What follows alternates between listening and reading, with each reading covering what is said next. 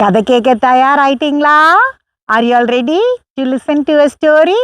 இன்றைக்கான வேத வசனத்தையும் கதையும் பார்ப்போமா? Shall we see today's Bible verse and a story?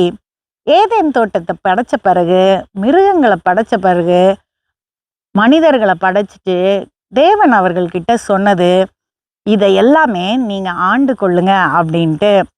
After creating the Garden of Eden, animals and birds, then human beings, God said to them to take care of everything. ஆனா சிலர் மிருகங்களை வளர்க்குறது தப்பு, இல்லைனா அதை தொடறது தப்பு, அது கிட்ட போறதே தப்பு அப்படின்னு சொல்றாங்க. But some people say it is not good to have animals. We should not touch it or take care of it. சிலர் மனிதர்களை விட மிருகங்களுக்கு முக்கியத்துவம் கொடுப்பாங்க. ஆனா அதை பத்தி நான் பேச வரல. People used to give more importance for animals than men, that is human beings. I'm not talking about that. But let us see the nature of a righteous person. ஆனா நீதிமானுடைய குணம் என்ன அப்படின்றத நம்ம பார்க்கலாம். நீதிமொழிகள் 12:10. நீதிமான் தன் மிருக ஜீவனை காப்பாற்றுகிறான், துன்மார்க்கருடைய இரக்கமும் கொடுமையே. Proverbs 12:10. A righteous man regards the life of his animals, but the tender mercies of the wicked are cruel. பார்த்தீங்களா வேதம் என்ன சொல்லுதுன்னு? நீதிமான், அதாவது சரியா நடக்கிற ஒரு மனிதன் மிருக ஜீவன்களை, தன்னுடைய மிருக ஜீவன்களை காப்பாற்றுகிறாராம். See what the Bible says. A righteous man takes care of his animals. சரி, இந்த மிருகங்களை பார்த்துக்கிறதுனால என்ன பிரயோஜனம் அப்படின்னு நம்ம நினைக்கலாம். We may think, what is the use of taking care of these animals?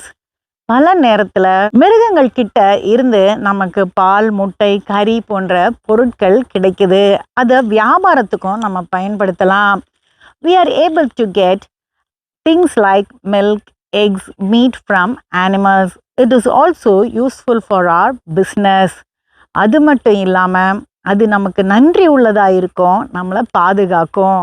Not only that, it will be faithful to us and take care of us. ஒரு சகோதரன் தன்னுடைய வாழ்க்கையில் நடந்த ஒரு சம்பவத்தை என்கிட்ட சொன்னார். One brother told me the incident that happened in his life. அந்த சம்பவத்தை இப்போ நான் உங்களுக்கு சொல்கிறேன். I will share that incident with you. இவருக்கு ஒரு பழக்கம் இருந்தது. என்னன்னா, தன் வீட்டுக்கு வெளியே இருந்த நாய்களுக்கு உணவளிக்கிறது. He had a habit of feeding the dogs that were outside his house. அவர் அதை பொறுப்பை எடுத்து வளர்க்கல, ஆனால் வெளியே இருக்கிற நாய்களுக்கு சாப்பாடு கொடுப்பாரு.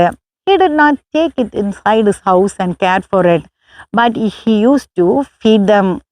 சில நேரம் விசேஷங்களுக்கு போகும்போது கூட அங்கே மீதி இருக்கிற எலும்புகள், கறி இதெல்லாம் எடுத்துட்டு வந்து அந்த நாய்களுக்கு போடுவாராம். When he goes out for some dinner, he used to bring the bones and remaining food and give it to the dogs. இவரை பார்த்தாலே அந்த நாய்களுக்கு ஒரு பிரியம் இருக்குமா. Every time the dog sees him, they will have a special love for him. ஒரு நாள் தன்னுடைய இரு சக்கர வாகனத்திலேயே அதோடைய சாவியை வச்சுட்டு இவர் வீட்டுக்குள்ளே போயிட்டாராம். One day he left the keys of his two-wheeler and went inside his house. அவர் அதை பற்றி மறந்ததுனால மறுநாள் காலையில் தான் அந்த சாவியை தேடியிருக்காரு. He forgot about that and the next morning he has searched for his keys. அந்த சாவி எங்கே இருக்குன்னு பயந்து போய் கடைசியில் அவர் வாகனத்தில் போய் அதை கண்டுபிடிச்சாராம். He was little scared. So finally he found it in his vehicle.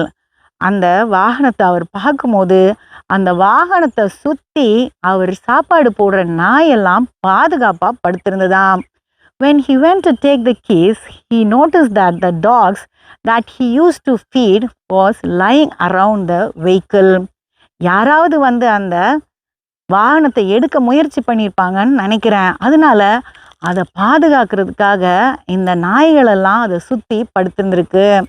Maybe someone would have tried to take the two-wheeler. So the dogs were guarding it and lying around it. அதை பார்த்த உடனே அந்த சகோதரன் சொன்னார், எனக்கு கண்ணீரே வந்துருச்சு அப்படின்னு. The brother said, as soon as I saw that, I felt tears in my eyes. நம்ம மிருக ஜீவன்களை காப்பாத்துறதுல எந்த தவறும் இல்லை. There is no harm in taking care of animals. அடுத்த கதையில் சந்திப்போம். Let us meet in the next story.